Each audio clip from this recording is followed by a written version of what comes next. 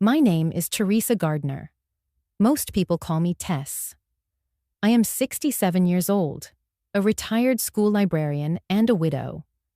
I spent most of my life holding a family together with patience and quiet devotion. I built meals, traditions, and memories, the way some people build houses.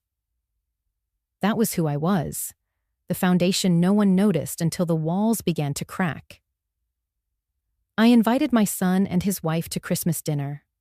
On the day, they never came. They chose her mother's house. I sat there alone, until a delivery man arrived with an envelope. What I found inside changed everything. That day had begun the way all my Christmases used to begin. I woke early, tied on my apron, and filled the house with the smells that once pulled everyone into the kitchen. I roasted a turkey the way Ray, my late husband, loved it. Brushed with butter and herbs until the skin turned golden. I made green bean casserole, sweet potatoes, and a cranberry relish chilled in a cut glass bowl. On the counter cooled a pecan pie, Ray's favorite. I spread a lace tablecloth I had crocheted years ago, and I set 2 special plates with a blue willow pattern. They were meant for my son Caleb and his wife, Riley. At the center of the table, I placed a small wooden ornament, a Christmas tree Caleb carved with his little hands in 3rd grade. The top star was chipped, the paint faded. Still, it held more meaning than any polished decoration. I set it down the way some people set down hope. I kept glancing at the clock. 6 o'clock was our tradition. In the quiet, I heard only the tick of the wall clock and the hum of the oven cooling. I imagined the sound of a car pulling up, the front door opening, my son's voice calling, "Mom, we're here." Instead, there was silence so sharp it rang in my ears. Then the doorbell rang. My heart lifted for one foolish second. I smoothed my apron and opened the door. Standing there was not Caleb. It was a thin young man, no more than 20, in a faded red jacket. His breath clouded in the cold. He shifted nervously, holding out a thin envelope. "Delivery for Mrs. Gardner," he said. The envelope felt too light in my hand. Inside, I already knew it was not what I had hoped. Riley's handwriting curved across the paper. One line, almost careless. "Mom, Tess, we're with my mother this year. Hope you understand." That was all. No Merry Christmas. No promise of another time. Just instructions to accept absence. I closed the door quietly. The boy's footsteps faded, leaving me with the sound of the clock again. I returned to the table and sat at the head where Ray once sat. I placed a slice of turkey on my plate, poured gravy, and took one bite. The meat was tender, but it turned to cardboard in my mouth. I chewed, swallowed, and felt it lodge like a stone. The wooden ornament caught the candlelight, casting a crooked little shadow across the lace. I touched it with my fingertip and whispered inside myself. They did not forget me. They chose another table. I carried the pie to the counter, but left one slice on a plate. As Ray used to say, "Leave a piece out. You never know who might stop by." But no one knocked. The silence pressed harder. Out of habit, I picked up my phone, not to call anyone, just to scroll. And there it was, a picture posted by Riley's mother, Marcia Bloom. Their dining table stretched long, wine glasses sparkling. At the far end sat my son, hand resting on Riley's, laughter caught in mid-frame. On Riley's lap, their daughter, my granddaughter Emmy, beamed at the camera. The caption read, "So grateful for a house full of family." I stared at that photo until my eyes blurred. The house was full. Yes, full enough to erase me. My throat tightened, but no tears fell. I pressed the phone face down on the table. I looked again at the chipped little ornament and heard my own voice. Steady this time. Repeat the truth. They did not forget me. They chose another table. And in that moment, with my hands folded in my lap, I knew something was about to shift. Because sometimes, when the people you love choose another table, you discover you are meant to build one of your own. The doorbell cut through the quiet like a chapel bell. I wiped my palms on my apron and went to the entryway. When I opened the door, winter air pushed into the hall. A young man stood there in a red jacket and knit cap. He held an envelope as if it were fragile. He looked very young. "Delivery for Mrs. Gardner," he said. His voice was careful. His eyes slid past my shoulder toward the glow behind me. I stepped aside, not to invite him in, but to let a little warmth reach the porch. "I am Mrs. Gardner," I said. "Thank you." I took the envelope. It was too light. Light that says hope stayed elsewhere. He dipped his head to leave, yet his gaze snagged on the dining room. The chandelier. The 2 blue willow plates. The pie waiting without a claimant. Something in his face softened. He was a stranger, but he recognized the scene. A feast prepared for absent guests. That recognition stung more than I expected. "You working late on Christmas?" I said. "What is your name?" "Aiden," he said. "They needed drivers, holiday rush and all." His boots rasped. "I can get going." "It is fine," I said. "I appreciate you bringing this." I held up the envelope. "Would you like a slice of pie for the road? Coffee for your thermos?" He glanced over my shoulder. "I should not," he said. "They told us no stopping." He hesitated. The word no had weak traction against the smell of butter and sugar. "Is it pecan?" "Ray's favorite," I said. "Mine now, I suppose." I plated a slice and poured coffee into a paper cup by the kettle. I did not ask him to step in. I held the plate and cup at the threshold like an altar. He accepted both with a quiet thank you. The steam fogged his glasses. For a moment he stood there, looking at the table that had no one to claim it. "My mom is working tonight," he said. "Hospital, night shift. I am headed there after my route. I will try to catch her in the cafeteria." "That is a good plan," I said. "Tell her a lady with too much pie wishes her a gentle night." Aiden nodded. Then he remembered the rules. "I should go." He took one step, then paused. "Ma'am, the note inside. I'm sorry." It was not his apology to give. Still, I felt the dignity of it. "Thank you," I said. "Drive safe." He went down the steps, boots crunching in the frost. From the doorway, I watched him cross the circle of light. He turned once, lifted the cup in a salute, then moved into the dark. I closed the door and stood with the envelope in my hand. A stranger had seen me, had seen the table, had seen the outline of my loneliness. If a stranger could see, why could my own son not see? I carried the envelope to the table and set it beside the wooden tree Caleb carved in 3rd grade. The chipped star caught the light like a wound that refused to close. I told myself to open the envelope.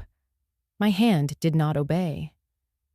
I sat and listened to the furnace and the ticking clock, the way a house learns a different language when it belongs to one person. The kitchen timer I had forgotten to cancel clicked and hummed. I silenced it and returned with a steady breath. Some choices do not need witnesses. This one had already found one on my porch. I slid a finger under the flap and lifted the note. Riley's tidy loops said they were with her mother and hoped I would understand. The words asked me to bless a door that closed on me. Is it wrong for children to choose another table?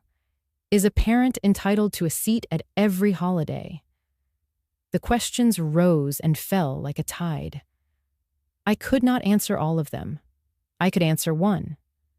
I had made a home and a feast. I had offered a seat with both hands. I had not failed. I folded the note and set it under the wooden tree. A stranger saw me and honored the table I set. Perhaps seeing is a choice. If my son ever chooses to see, he will find the door unlocked and the porch light on. Until then, I will not beg him to look. I stared at the glow of my phone, the screen too bright in the dim kitchen. Caleb had posted another picture, this time a wide shot of a long dining table. It was set beautifully, dishes steaming, glasses raised. Every seat was taken, every face turned toward the camera, beaming. The caption was simple: family all together for Christmas. I lingered on that word, family. There was no trace of me, no empty chair left waiting, just a table full of people who had chosen each other. My eyes kept catching on Caleb's smile. He sat at the far end, his arm draped around his wife's shoulders. His head was tipped slightly toward her, like she was his anchor, the one who gave him permission to feel at home. His eyes sparkled the way they used to when he was little and tore open gifts under our tree. But now that light wasn't for me. It was for her and for the family she brought him into. I zoomed in without meaning to, searching his face as though I could find a flicker of guilt, a glance in my direction, anything that said he remembered me. But there was nothing, just laughter frozen in pixels.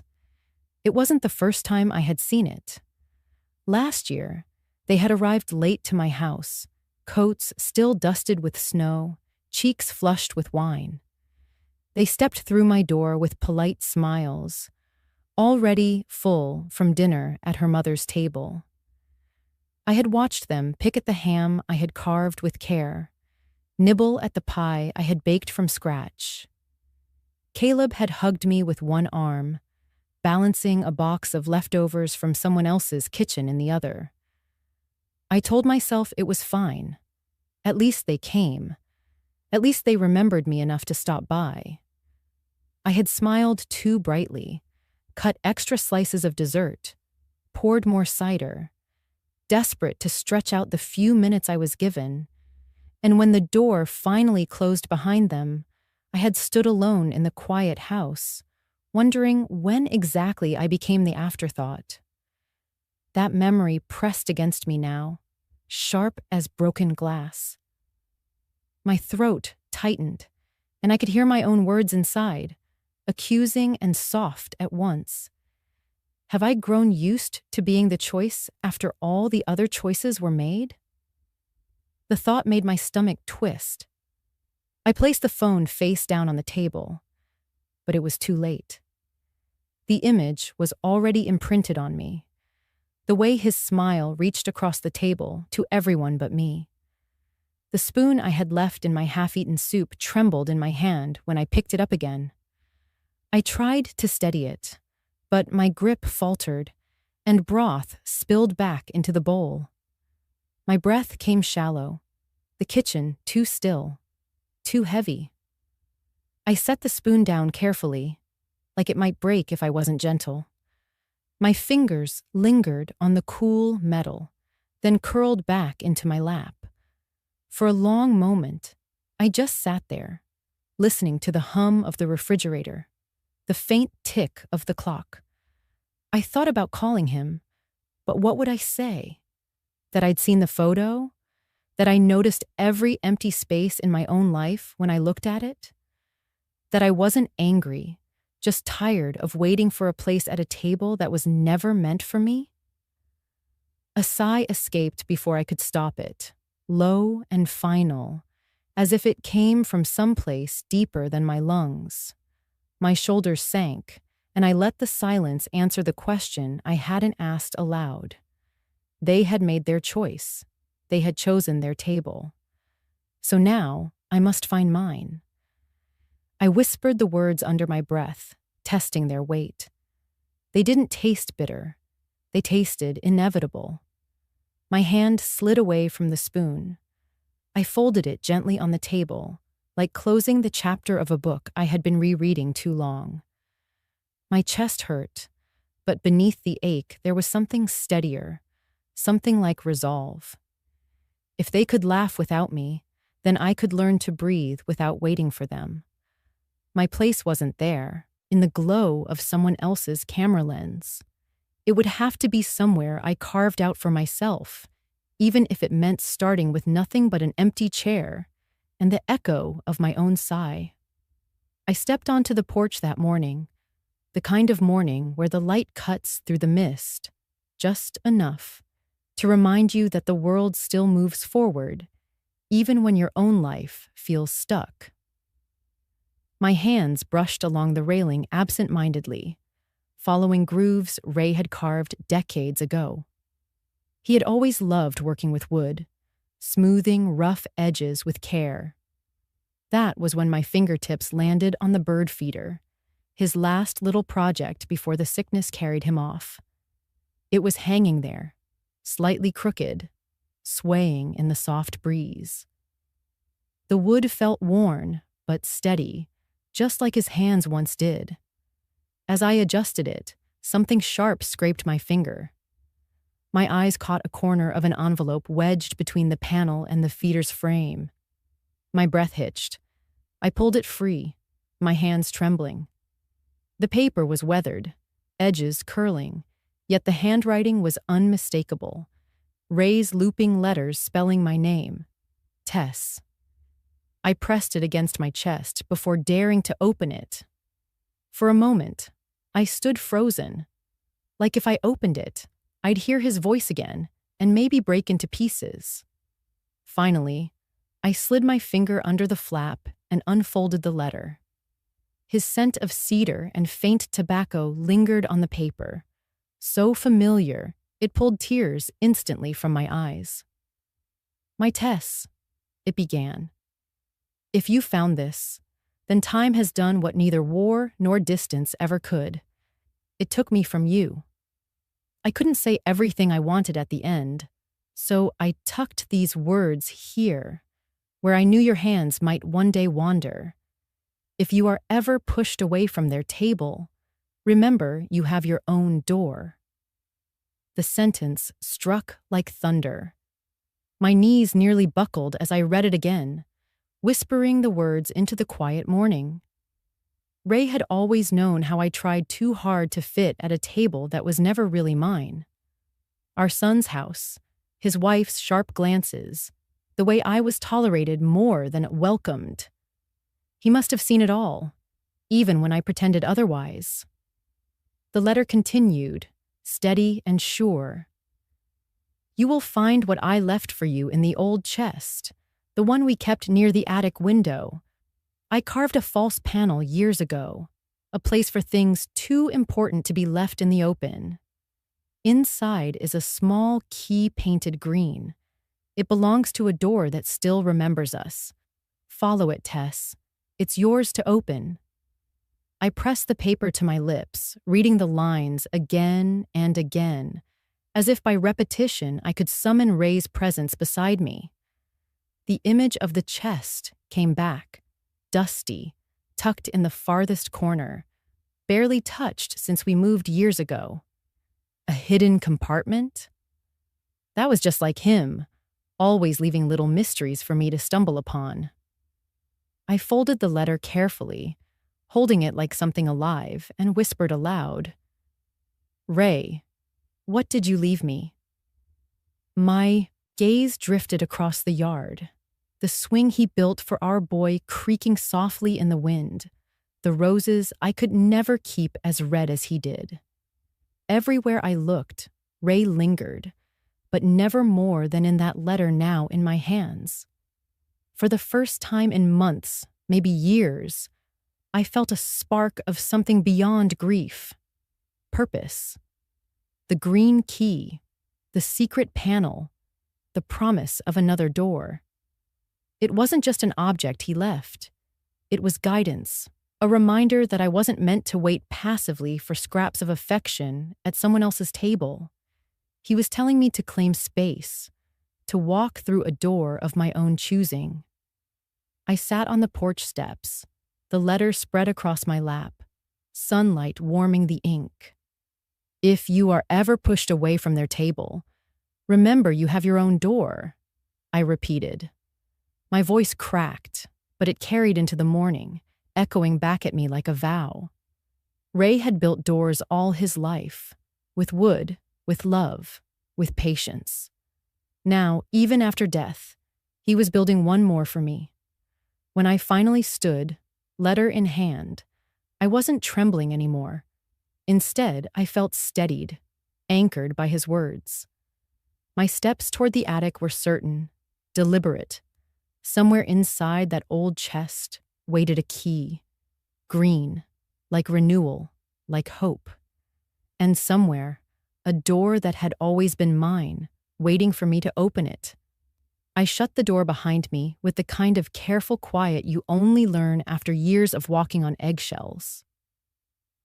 The house was still, except for the hum of the refrigerator and the faint ticking of the clock on the hallway wall. My heart hadn't slowed since that argument, since Ray's voice cut me down and left me feeling like I didn't even belong inside my own skin. Something kept tugging at me, an itch under the surface, whispering that answers were here, hidden, waiting for me if I only dared to look. I walked into his room. The air carried that faint cologne he wore on holidays, mixed with the dry scent of old wood. My fingers brushed over the dresser, each drawer lined up neat, like soldiers waiting for inspection. I almost turned away, but the second handle on the right snagged my attention. A little scratch in the wood, almost invisible unless you leaned close. It felt like it had been opened and closed more times than the rest. With a breath caught halfway in my throat, I pulled. The drawer resisted, then gave, revealing socks folded in tight, careful rolls. I dug past them, feeling ridiculous, until my hand struck something harder than fabric. My pulse jumped. I tugged the pile aside. There, tucked against the back panel, was a small wooden partition with a lip like it could slide.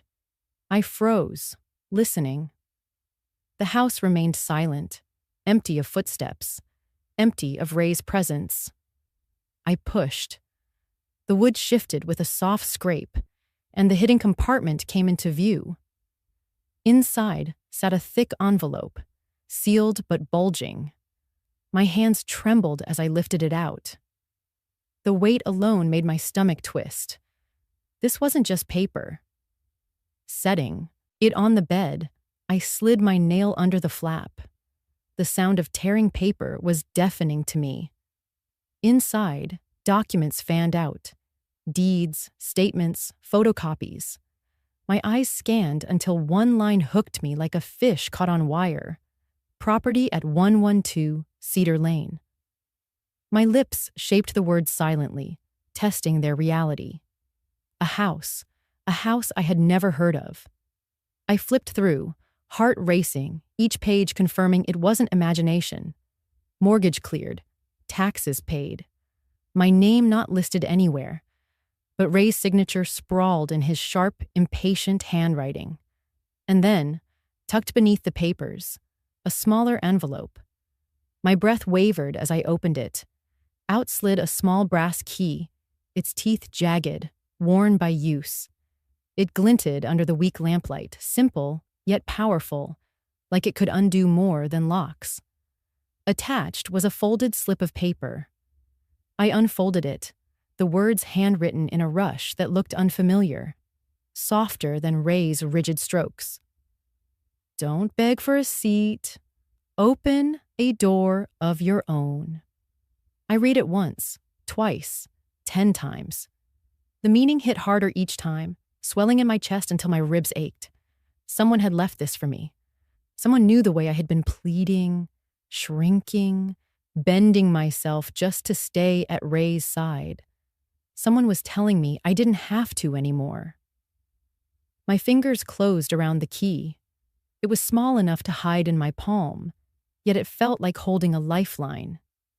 The brass was cool at first, but the longer I held it, the more it warmed, until it felt alive against my skin. A pulse not mine, yet somehow meant for me. I pressed the note to my chest. Tears blurred the ink. My whole life, I'd been told to be grateful for scraps, for borrowed corners, for a chair pulled out at someone else's table. And now, right here, in the secret drawer of a man who had dismissed me so casually, lay proof that I didn't have to live like that. I sat on the edge of the bed, clutching the envelope, the documents, the key, as though they might vanish if I let go. My breath came uneven, half sob, half laugh, an ache, but also a release. The papers smelled faintly of dust, but beneath that I swore I caught a trace of cedar wood, sharp and clean, like a forest after rain. I imagined Cedar Lane, a house I had never seen. Did it have windows that faced the morning sun? A porch wide enough for rocking chairs? Rooms echoing with silence that belonged to me alone? For the first time in so long, I pictured space not defined by what I was denied, but by what I could claim. I ran my thumb along the teeth of the key until it pricked my skin. The tiny sting only made me grip it tighter. My heart pounded with fear, yes, but also with something I thought I had lost. Hope. That night, I didn't sleep. I lay awake, the envelope under my pillow, the key tucked safely in my fist, whispering to myself over and over, "Don't beg for a seat. Open a door of your own." I drove slowly that winter morning, the tires of my old car crunching against the frost-hardened gravel as I turned down Cedar Lane. The world was hushed, cloaked in a thin veil of white mist that curled between the bare trees, their limbs sharp against the pale sky. My breath came in shallow puffs, nervous, almost childlike. For weeks, I had avoided this drive, telling myself it was unnecessary, that the house was only wood and nails. But my heart knew better. Today, I needed to face it. When the cabin came into view, my chest tightened. It stood humbly at the end of the lane, a small wooden house with cedar planks weathered by years of snow and rain. Its door was painted a soft green, the color of new leaves, and on the porch, 2 chairs swayed faintly in the wind. One was a simple rocker, its paint chipped, its arms worn smooth. The other was a sturdy bench wide enough for 2. I stopped the car, turned off the ignition, and just sat there staring, my hands gripping the wheel. It looked as if time had paused the day he left it behind. The curtains were neatly drawn, the path to the steps swept clean, and the mailbox still carried his careful handwriting across the front. Ray and Tess. I traced the letters with my eyes and whispered his name aloud. A fragile sound carried into the cold air. Slowly, I stepped out, the icy crunch of gravel under my boots, the only reminder I hadn't drifted into a dream. Crossing the porch, I noticed something that made my throat close. Hanging just above the rocker, tucked under the eaves, was a wooden plaque. The letters were burned into the cedar with Ray's steady hand.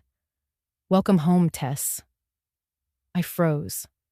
My lips parted, but no sound came. A laugh burst out of me, jagged and trembling, followed by tears that burned hot against my chilled cheeks. Ray had left this for me. He had known. He had understood that one day I would need somewhere to return, somewhere that was mine. Inside, the house smelled faintly of pine and wood smoke, though the hearth was cold. Sunlight filtered through the lace curtains, touching every corner like a blessing. My eyes darted around, drinking in details. The quilt draped over the couch, stitched in blues and browns, each square familiar from old shirts and dresses we had once worn. On the mantel sat framed photos. Ray holding a fishing rod, me with my apron tied too tight, both of us grinning through the years as if the world could never wound us. I moved slowly, fingertips brushing surfaces, recognizing his presence in everything. There was the mug with the chip on its rim, sitting on the kitchen shelf, as if waiting for morning coffee. There was the notebook by the window seat, filled with his crooked sketches of our garden.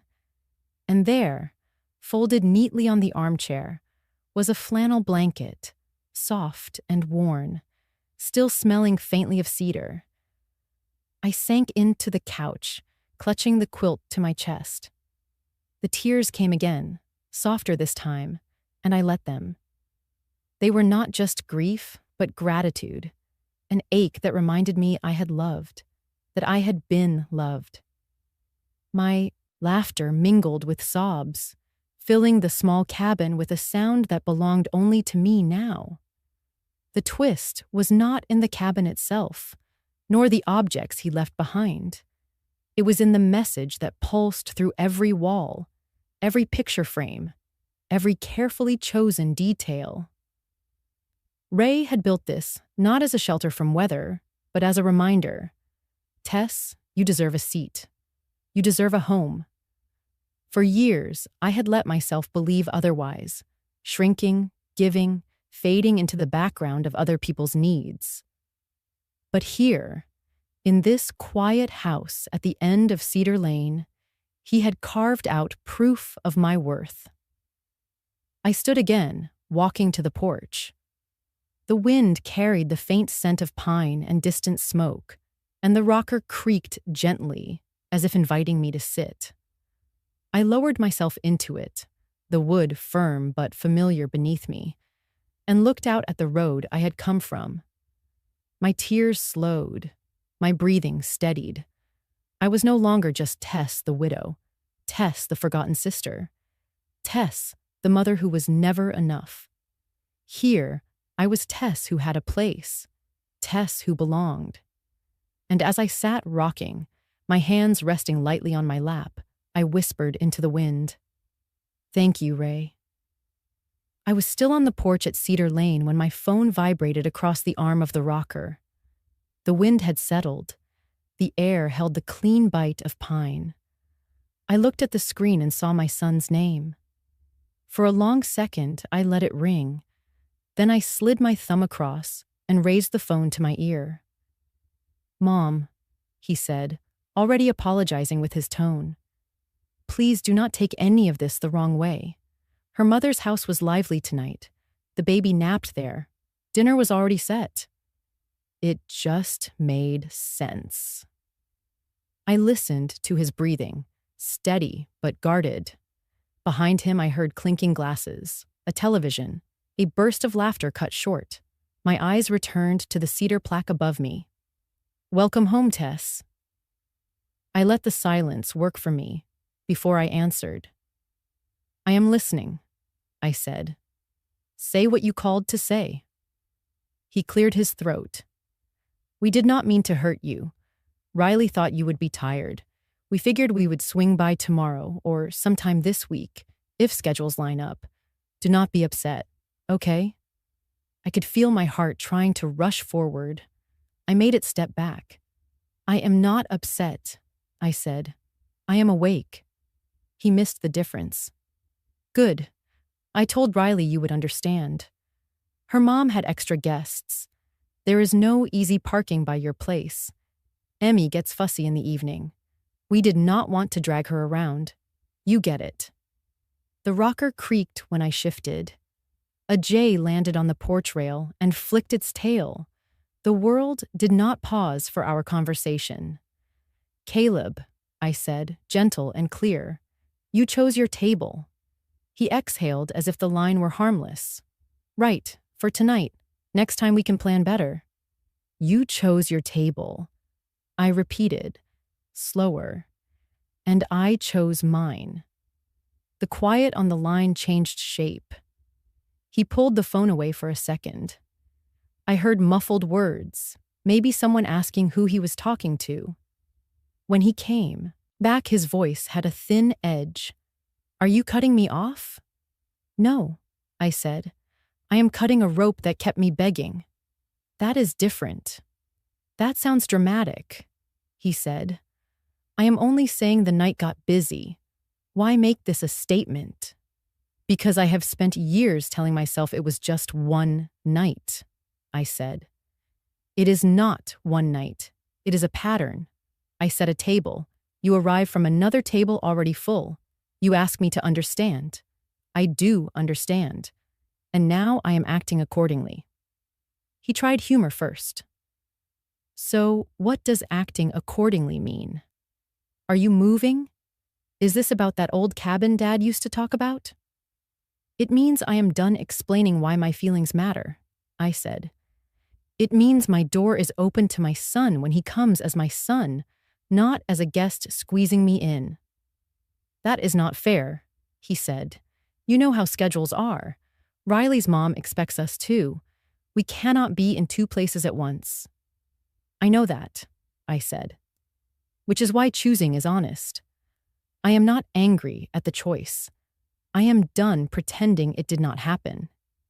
He went quiet again. In the background, a child squealed. I could picture Emmy with sticky fingers and a paper crown. I closed my eyes and let an ache move through me. I did not fight it. I did not feed it. "Do you want me to come by tonight?" he asked. "We can bring leftovers. We can fix this." "I do not need leftovers," I said. "I need truth. If you want to visit me, you're welcome. Pick a day, because you want to be with me, not because you feel guilty between courses." He sighed, long and weary. "Riley will think you are mad at her." "You can tell her I am not mad," I said. "I am building a life that does not wait in the driveway." "So you are serious," he said. "You are choosing your own table." "Yes," I said. "It has room for you. It will always have room for you. But I am not standing outside someone else's door hoping for scraps." He did not speak for a while. Then he said, softer, "Are you saying I am a bad son?" "No," I said. "I am saying I am a whole person." I breathed. I didn't expect to find myself back at the downtown bank that Ray and I had used for decades. The marble floors echoed beneath my shoes, and the faint smell of paper and polished brass carried memories of afternoons when Ray would bring me here, his hand steady on mine, assuring me that we were planning a safe future. Now, walking in alone, I felt like an intruder in a world he had once navigated so easily. I had asked for Nora Patel, the branch manager and, more importantly, a close friend of Ray's from the years he'd served on the community board. She greeted me in her office with warmth that cut through my anxiety. Her eyes softened as she motioned for me to sit. "Tess," she said gently, "I'm glad you came in. Ray always trusted me to look after things if anything happened." Her words pierced me with a mix of gratitude and grief. I sank into the leather chair across from her desk, clutching the folded envelope Ray had left with his documents. My voice trembled. "Nora, I don't know where I stand anymore. My son and daughter, they act as if I don't belong in my own home. I'm afraid they'll push me out." Nora's expression hardened, not with anger, but with a kind of professional certainty. She opened a file on her desk and tapped a few papers. "Tess, that home is yours, entirely. Ray made sure of it. Months before he passed, he set up a trust. He told me he wanted to protect you in every possible way." My chest tightened. "A trust?" "Yes," she explained patiently. Ray created a revocable trust that transferred into an irrevocable one after his death. It means the property, the house you live in, was placed into that trust, and the trust names you as the sole beneficiary. No one else has legal claim to it. Not your children, not creditors, not anyone. They can't touch it, Tess. Not unless you decide otherwise. The words washed over me like a tide, unexpected and steady. For weeks, I had lived with the quiet terror of losing the last piece of life Ray and I built together. My children's harsh voices still echoed in my ears. "You don't need that house, Mom. It's too big for you. Sign it over." I had nearly believed them, nearly handed away my safety and my memories, because guilt had a way of disguising itself as duty. Nora leaned forward, her voice lowering as if she knew I needed the reassurance stitched into every syllable. "Ray told me once, Tess won't fight for herself the way she deserves, so I'll fight in advance. That's why he put everything in order." I pressed my hands to my lap, blinking against the sting in my eyes. I could almost hear Ray's laugh, that low rumble he carried even during his sickest days. He had known me too well, known my tendency to yield, to let others' comfort outweigh my own. And he had worked quietly to protect me, even from the children we raised together. "But why didn't he tell me?" My voice cracked. "Why leave me doubting, feeling like I had nothing left?" Nora gave a small smile. "Because he wanted you to discover it when you needed it most." He said, "She won't believe she deserves it unless it comes when her heart feels most uncertain." The truth settled in my bones. It was like Ray had left me one last conversation, one last hand on my shoulder. The trust wasn't just about property. It was his way of saying he saw me, even when I couldn't see my own worth. Nora slid the papers toward me. "These documents confirm everything. You can live in that house for the rest of your life, without fear. You can renovate, sell, rent, whatever you choose. It's yours, entirely." I stared at the papers, my breath uneven. The house. The kitchen where I had taught my children to bake cookies. The garden Ray had pruned each spring. The front porch where he once sat with me, watching the sunset. All of it was safe, secured by a man who understood that love didn't end with death. It continued in the choices he left behind. My voice steadied, though my hands still shook. Ray has given me more than a house. He's given me a seat at the table, one I thought I had lost. Nora tilted her head, listening. And then quietly, I whispered the line that rose from the marrow of my grief and gratitude. "Ray kept the most decent seat at the table for me, even when I no longer believed I deserved to sit down." In that moment, I felt both broken and whole. Broken because I missed him so fiercely, whole because he had made sure I could stand on my own. Nora reached across the desk, resting her hand on mine. "Then take that seat, Tess, and don't let anyone tell you it isn't yours." The bank's muted silence wrapped around us, heavy yet tender. And for the first time since Ray's passing, I exhaled without fear. I first met Len Owens on a raw November morning, the kind of morning when the frost clings stubbornly to the windowsills and the air burns sharp in your lungs. My front door had been creaking for weeks, the hinge groaning every time I forced it open, as if echoing my own weary sighs. I had told myself I'd get around to fixing it, but the truth was, I no longer had the energy to deal with small annoyances. When you live alone, and the walls are already too quiet, a creak here or a groan there feels almost like company. But that morning the hinge gave one long screech, and the door stuck halfway open, trapping me inside with my own frustration. That was when Len appeared. He had lived 2 houses down for as long as I could remember, a retired Army veteran with shoulders still squared, like he was standing at inspection. He was older than me, maybe in his 70s, with hair cropped close to his scalp, white as the frost, and eyes that carried the steady calm of someone who had seen more than most would ever want to. Len wasn't a man of many words, but he had a way of arriving exactly when you needed help without ever making you feel pitied. That morning, he walked across my yard with a small toolbox in one hand, his breath curling into the cold air like a quiet signal flare. "Door giving you trouble, Tess?"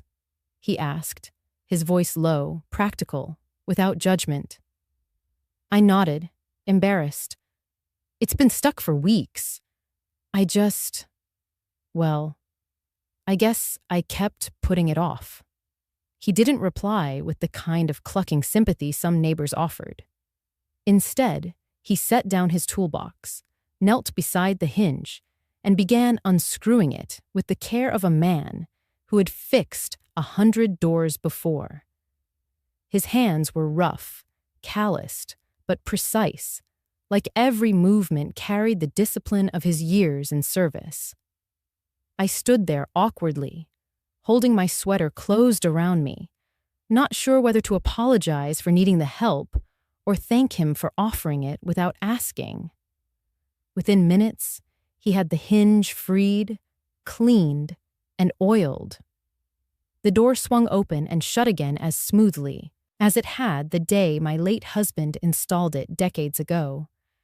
I didn't realize I was smiling until Len looked up and gave me a small nod, as though to say, "There, that's how it should be."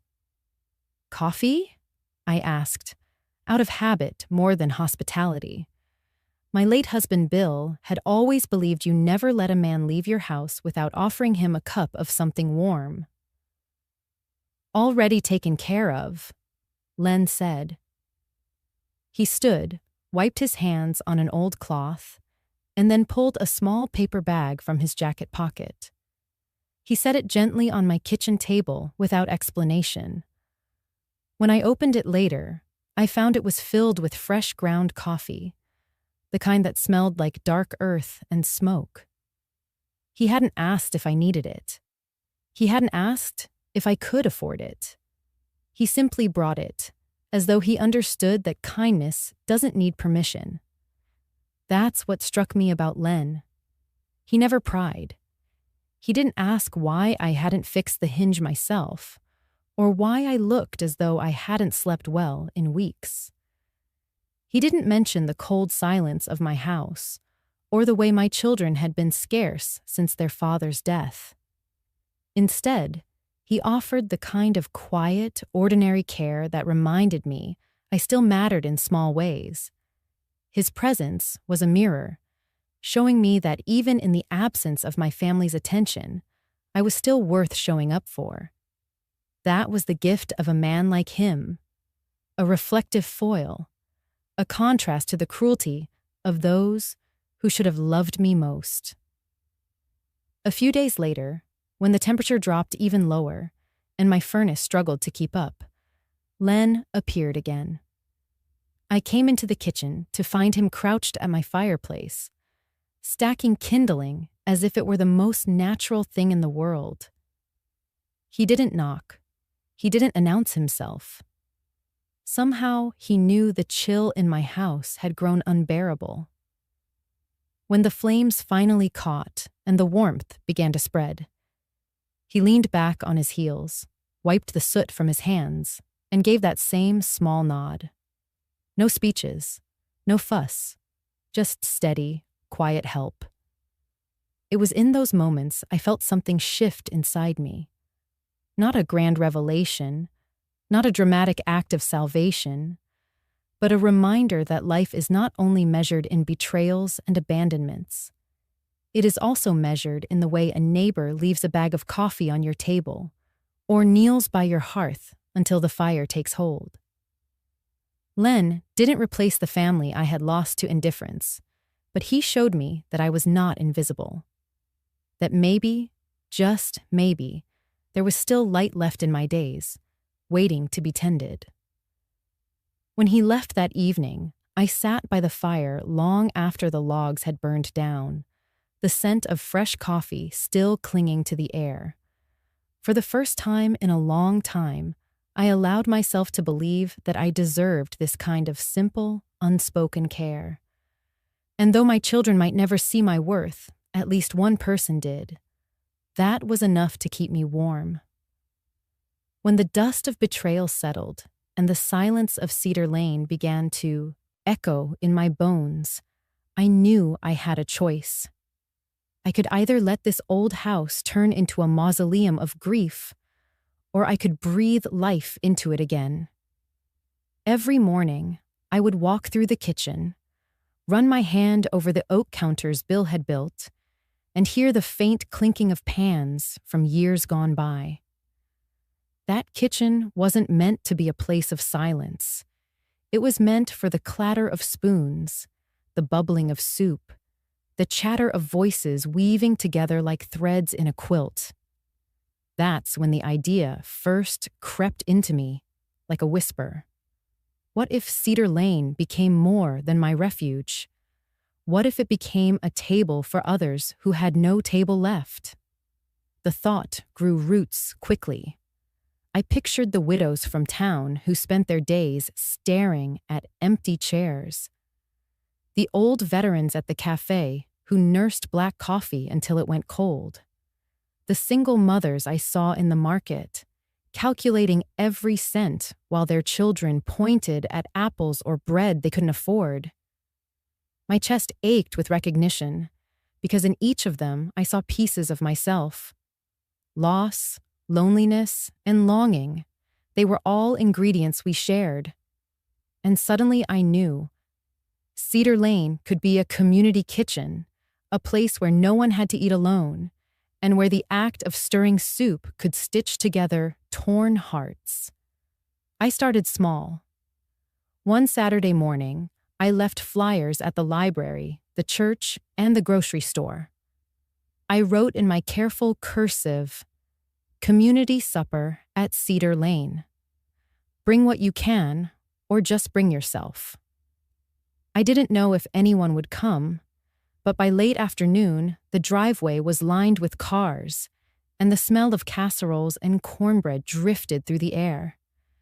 I opened the door, and faces I'd only nodded to in passing stepped into my hallway carrying pots, pies, and stories tucked inside them like secret recipes.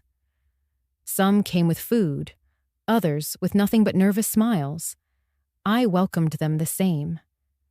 That night, the kitchen glowed the way it used to. Pots simmered, the oven hummed, chairs scraped against the floor as people pulled them closer together. Laughter rose like steam. I watched two veterans trade stories over stew, a widow teaching a teenager how to knead bread, children running through the hallway leaving streaks of joy where silence once lived. In that moment, Cedar Lane wasn't mine anymore. It belonged to everyone who had ever known hunger of the body or the heart. Still, as full as the house became, a shadow sometimes tugged at me. It was the shadow of Caleb, my son, who had closed the door on me, who had told me I was too much, too old, too inconvenient. I would catch myself glancing toward the door as though he might appear with that same crooked smile he had as a boy. And then the ache would return. Could I ever open this door to him, after all the hurt he left lodged in me like splinters? One evening, after everyone had left and the house smelled of roasted chicken and cinnamon pie, I sat by the dying embers of the fire. My hands were tired, but my heart beat steady. I thought of forgiveness, what it really meant. Was it letting him walk back in without consequence? Was it erasing the nights I spent alone, waiting for a call that never came? Or was forgiveness something quieter, something that belonged only to me? The question gnawed at me. If Caleb knocked one day, would I let him in? Part of me wanted to slam the door, to protect this sacred new life from the chaos he brought. Another part, softer but persistent, whispered that love wasn't about tallying debts. It was about setting myself free from bitterness. Still, I wasn't sure if I had that kind of strength yet. Forgiveness felt like a heavy pan I hadn't the energy to lift, so I left the question unanswered. I decided Cedar Lane would remain open to the town, to those who needed it most. If Caleb ever came, well, I would face that moment then. Until that day, I poured my energy into soups, loaves, and laughter echoing through the rafters.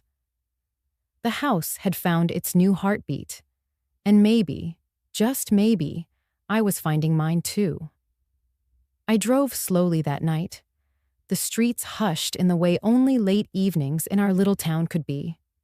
My hands gripped the steering wheel as though letting go might send me spiraling into a place I couldn't crawl back from. The air inside the car was heavy, stale almost, but I rolled the window down a crack to feel something real against my face.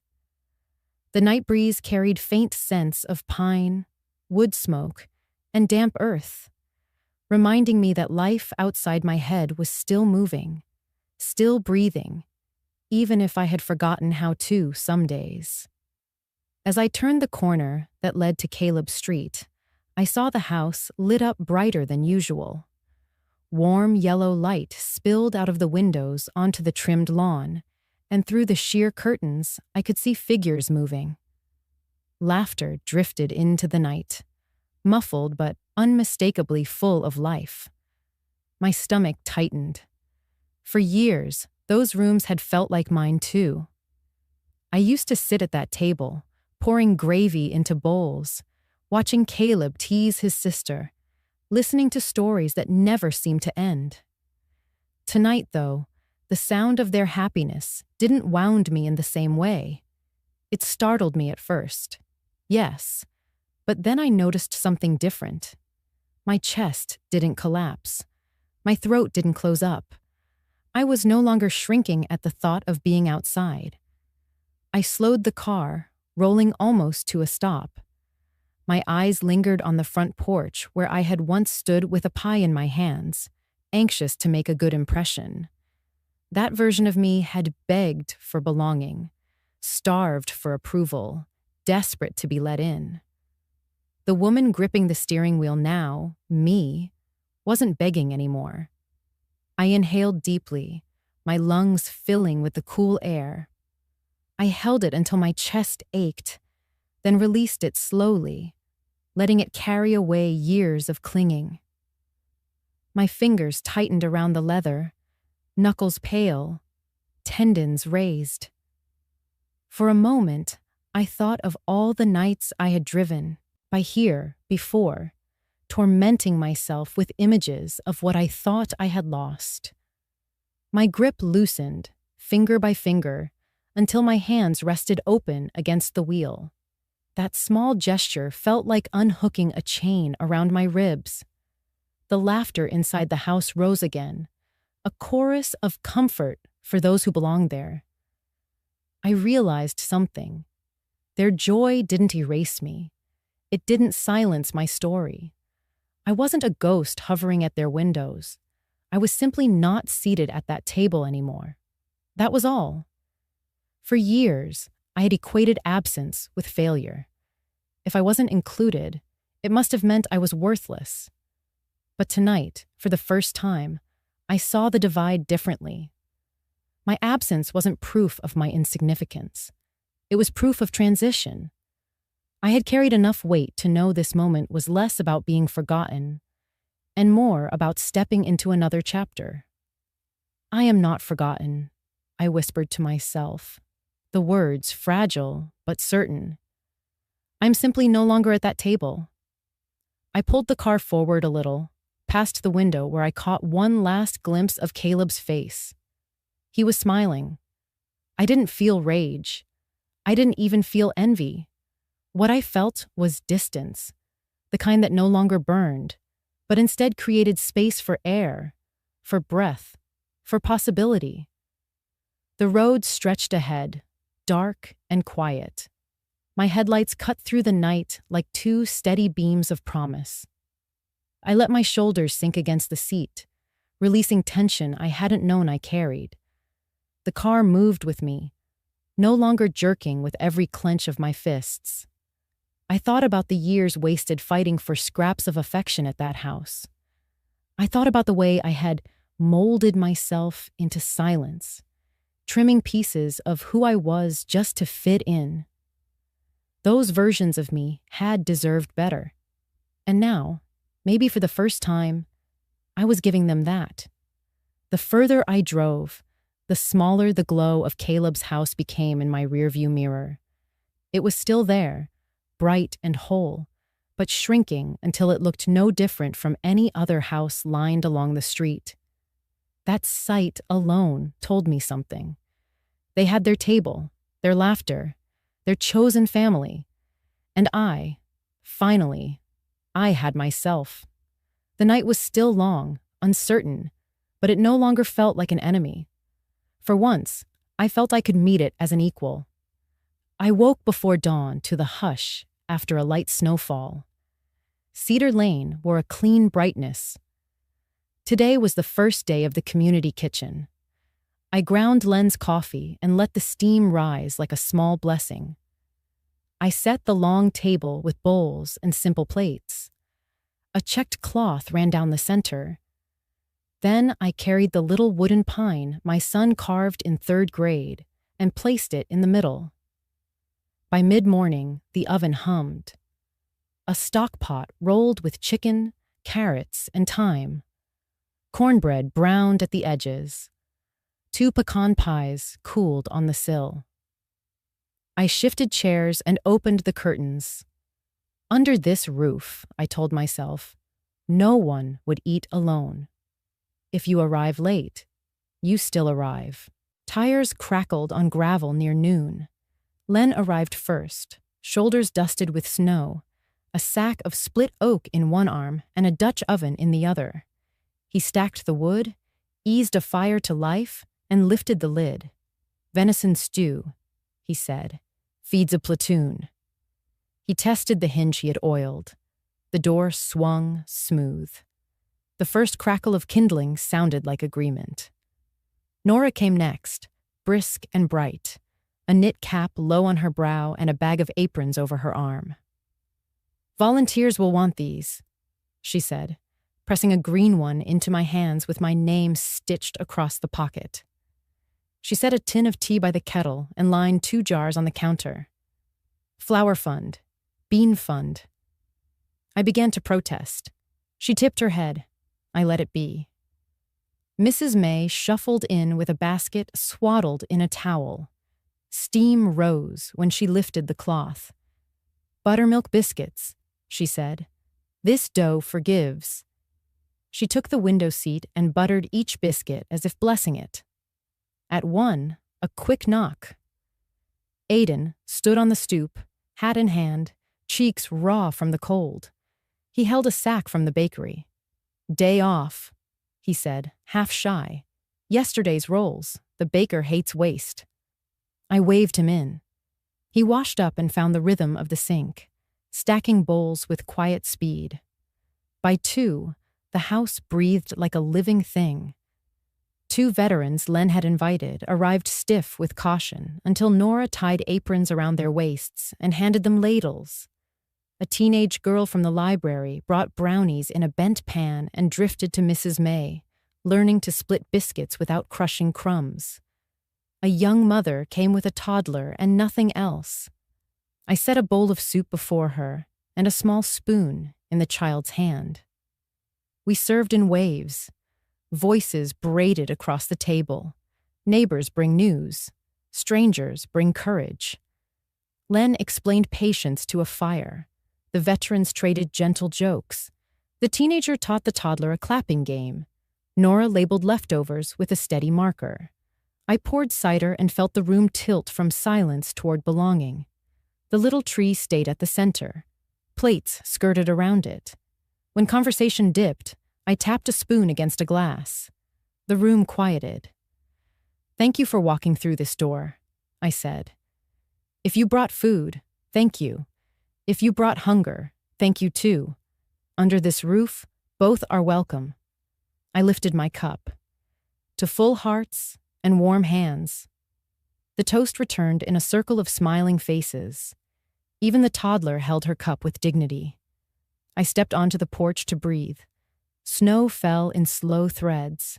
The rocker creaked like an old friend. Through the window, I watched Nora laugh with Mrs. May. Len ladled stew. The veteran stood a shade easier.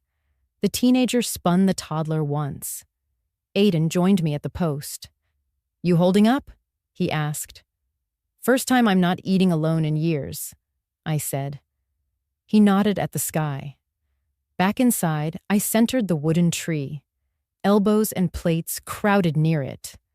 No one asked for its story, yet they moved around it with respect. Firelight traced the scar on the star and turned it into a bright vein. I touched the rough edge. Calm rose from palm to shoulder. Closure was not a door slamming. It was a table where the past could sit without claiming the head chair. Dusk settled over the lane. We wrapped portions for anyone who wanted comfort to carry home. Nora slipped bills into the flour jar. Len snugged the flue. Aiden swept in widening circles, humming a tune that sounded like motion. At the door, I hugged shoulders and pressed biscuits into foil. Breath plumed in the cold. When the last guest stepped into night, the house exhaled. The table was a map of crumbs, rings, and smudged napkins. Proof that a day mattered. I blew out candles one by one. Smoke curled in the warm air. I set the wooden tree in the center and stood back. The empty plates formed a soft halo. I did not feel grand. I felt placed. The room held the weight of company. Ray had not only given me a house, he had saved a seat that could expand. I laid my palm on the grain and let it steady me. Tomorrow, I would chop more onions and set more bowls. I would add chairs and learn new names. Tonight, I could say one true sentence without flinching. I am not alone. Not anymore. Caleb's message arrived late at night, long after the house had gone still. The lamp beside my chair cast a small circle of light across the floor, and outside, the cicadas hummed like a restless choir. My phone buzzed once, and for reasons I can't explain, I knew it was him before I even looked. "Mom, I'm sorry, can we talk?" Those 6 words sat on the screen, glowing in the dim light, pressing against me like a weight I wasn't sure I could carry. My first impulse was to reach for my glasses, reread them, make sure I hadn't imagined them. But I didn't. Caleb, my son, the same one who had told me not to come, who had cut me out with a single cruel message, was now the one knocking on a door he had closed himself. I placed the phone gently on the table, as though it were something fragile that might break if I held it too tightly. I didn't answer. I didn't delete it either. I just let it rest there, the words burning silently, demanding a decision I wasn't ready to give. It was strange, the way my heart behaved in that moment. For years, it had twisted itself in knots to anticipate his needs, his moods, his silences.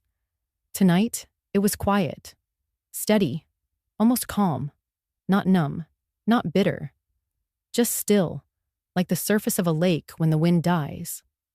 I leaned back in the chair and thought of the many times I had rushed to reply before, texting him back after midnight when he was younger, reassuring him before exams, sending prayers before his deployments, even covering his bills when he pretended not to need help. Every time, I had given him an immediate answer. Every time, I had been the first to bridge the gap. Not this time. My fingers brushed over the edges of the photo frame on the table. It was Caleb as a little boy, about 5, wearing overalls and holding a toy airplane, his smile full and unguarded. My chest ached, but I didn't cry. That version of him was real once, and maybe that boy was still inside the man who had pushed me away. But tonight, I knew I couldn't be the one to go searching for him. I whispered into the stillness, as if he could hear me through the walls. If you want to be my son, you know where to find me. The echo of those words settled into me, not as anger, but as truth. For the first time in years, I didn't feel the need to chase, to fix, to bend myself small enough to fit into whatever space he allowed. If he wanted reconciliation, he would have to step toward me, fully, honestly, without conditions. I left the phone untouched. Hours passed. The glow of the screen dimmed and went dark, but the message remained. And in that darkness, I realized something profound. Forgiveness wasn't about erasing what had been done.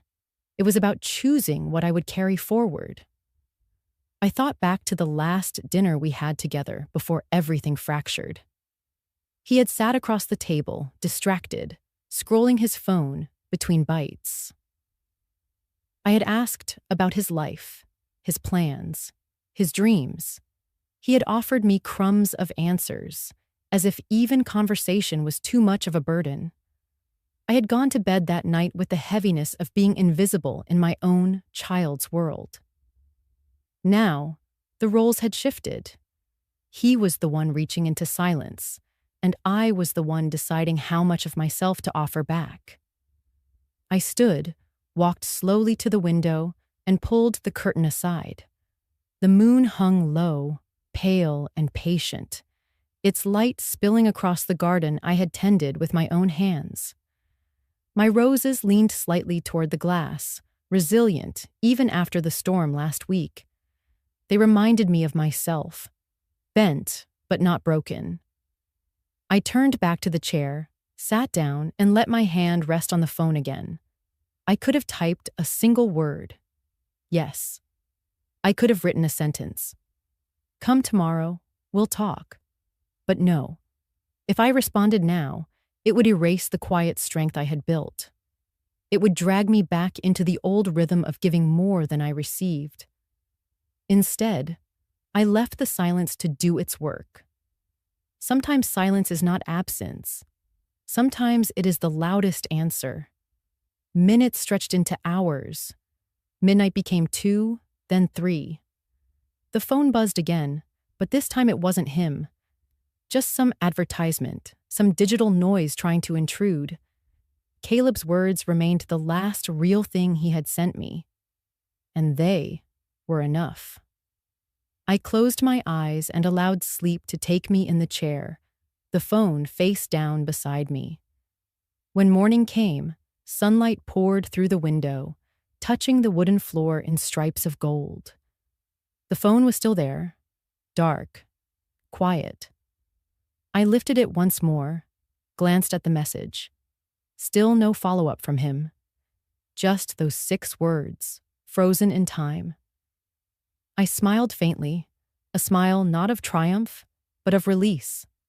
My worth was not hanging on his response. My peace did not depend on his apology. I had lived too long believing my love for him had to mean surrendering myself. No more. If you want to be my son, I whispered again, stronger this time, you know where to find me. And with that, I set the phone back down, not as a wound, but as a marker. The beginning of something new, not a story of waiting endlessly at the threshold, but one of living fully inside my own home, my own heart. Maybe one day he would knock. Maybe he wouldn't. Either way, I had finally chosen myself. I never thought the final act of my story would be this quiet. No confetti, no cameras, no apologetic children rushing back into my arms. Just me, A pen and a piece of paper I had folded and refolded so many times, the edges felt soft like cloth. The house was still, as it always was now. Cedar Lane had a way of holding silence like it was a friend, wrapping me in a calm that could sometimes feel like a cage. But that morning, it didn't feel like a prison. It felt like a page waiting to be written on. I pulled out the note Ray once left me, years ago, before he passed. It was scrawled in his steady hand, though a little shaky from the sickness that had already begun its slow crawl through him. He had left it tucked in my apron pocket after one of our many arguments about the children. Don't beg for a seat. Open your own door. At the time, I didn't understand what he meant. I thought he was just tired of listening to me wonder aloud why our grown children never seemed to invite me, why there was always an excuse, a full table, a new tradition, someone else's house, someone else's rules. Ray, in his stubborn way, had always urged me not to wait for anyone's permission. He built things with his hands, fixed doors, made tables, patched roofs, and he couldn't fathom why I wasted so much breath hoping for a chair in someone else's home. It took me years of bruised hope, years of waiting by the phone, to finally understand. So that morning, I sat down at the kitchen table of Cedar Lane, the one Ray built with his own hands, solid oak polished by decades of meals, laughter, and later, silence. I smoothed out the paper and rewrote the words in my own hand. Don't beg for a seat. Open your own door. I taped it to the inside of my kitchen cabinet, right where the tea bags sat. Somewhere I would see it every morning, not as a reprimand, but as a compass. When I stepped back, the paper fluttered slightly from the heater's hum, like it was alive, breathing, settling into its new home. I brewed myself tea, chamomile with honey, and walked to the window. Outside, the sparrows had gathered again. I had bought an old wooden bird feeder at a yard sale 2 months ago, and every morning now, I filled it. The birds came in clusters, a little rowdy, wings brushing against one another, arguing for space. But somehow, there was always enough seed for everyone. I leaned my forehead against the cool glass and watched them, their small, determined bodies fighting the winter chill. They didn't wait for permission. They didn't beg for space. They simply landed, took what they needed, and then left again, unbothered by whether the others approved. That was my table now, the one outside, where life gathered whether I was invited or not. For the first time in years, the gnawing loneliness that used to claw at me during Christmas week didn't feel sharp. It was there, yes, but softer, more like a scar than an open wound.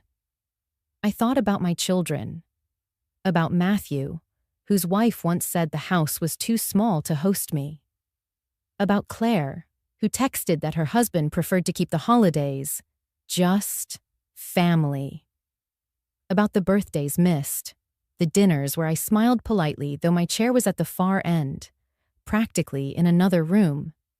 And yet, as I stood there watching the sparrows, I realized something. They had chosen another table, but I had chosen my own. That shift was so quiet I almost missed it. But it was there. For years, I had defined myself by the invitations I did or didn't receive. My worth seemed tied to whether my phone lit up with a text that said, "We saved you a seat." And when it didn't, I crumbled. But now I saw it differently. I had a seat. Always had. It just wasn't at their table anymore. And maybe that was okay. I set my mug down and walked to the cabinet where the note hung. I touched the words lightly, as though Ray were whispering them again. Don't beg for a seat. Open your own door. I thought of all the doors I had already opened without realizing it. The quilting circle at church, where we laughed more than we stitched. The garden club that met every Wednesday, where my hands dug into soil and found life again in petunias and roses. The small book club I had started with 2 neighbors that now filled my living room once a month with women who understood loss, resilience, and the stubborn joy of starting over. Those were my doors, my tables, and the truth was, I didn't miss the old ones as much anymore. I sat down at the table, pulled out a fresh piece of stationery, and began writing, not to my children, but to myself. A letter of sorts, a declaration. Dear Tess, you are enough. Not because anyone invited you, but because you chose to live anyway. You built a table from silence, filled it with friends, and set out plates of kindness for yourself. That is your feast. Don't forget it. I folded the letter and slid it under the note in the cabinet, layering wisdom on wisdom, a private archive of survival. The sparrows outside took off all at once, startled by something unseen. The air filled with the rush of wings, chaotic and beautiful. I stood at the window again, heart thudding, feeling as though they carried some part of me with them, scattering it across the wide winter sky. I had spent so long believing Christmas was something given, something you had to be invited to. But now, in this still house on Cedar Lane, I realized it was something you carried inside, something you chose to unwrap for yourself. They could keep their tables. I had mine. And so, as evening settled and the first snow began to fall, I turned off the lights, left the tree glowing faintly in the corner, and whispered to Ray's empty chair. They chose another table. I chose my own door. And maybe that's the only Christmas gift I ever needed.